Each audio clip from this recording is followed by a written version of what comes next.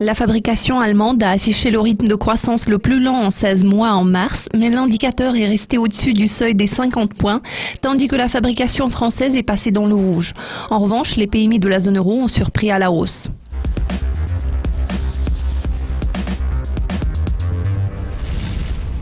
L'euro-dollar est resté sous pression en dessous du niveau d'1,12 après une double explosion qui s'est produite à l'aéroport de Bruxelles mardi, éclipsant les données meilleures que prévues affichées par la zone euro. Le PMI manufacturier de la zone euro s'est établi à 51,1, le PMI des services a progressé à 54 et l'indice composite a grimpé à 53,7 à partir des 53 points enregistrés un mois plus tôt. Selon Chris Williamson, économiste chez Markit, la zone euro a vu des signes de vie renouvelés au début du printemps. Le PMI de mars a montré la fin bienvenue d'un ralentissement inquiétant observé au cours des 2 premiers mois de l'année, le PIB de la région s'étant accéléré de 0,3% au premier trimestre.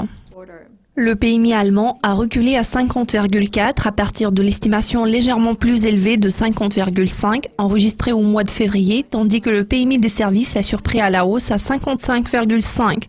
L'indice composite PMI global est resté le même qu'en février à 54,1, mais inférieur à l'estimation de 54,5 affichée en janvier.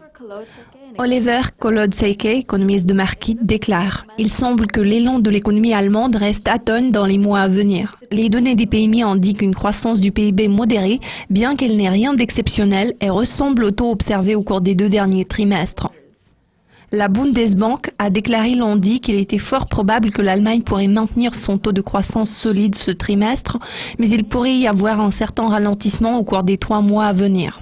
Le PMI manufacturier de la France a déçu les attentes des analystes, chutant à son plus bas sur 7 mois à 49,6.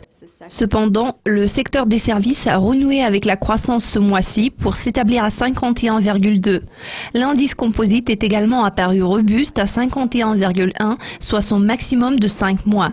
Selon M. Williamson, l'économie allemande semble avoir cru de 0,4% au premier trimestre, mais la France reste proche de la stagnation malgré son accélération en mars. C'est tout pour le moment. Je suis Louise McCauley. Restez à l'écoute.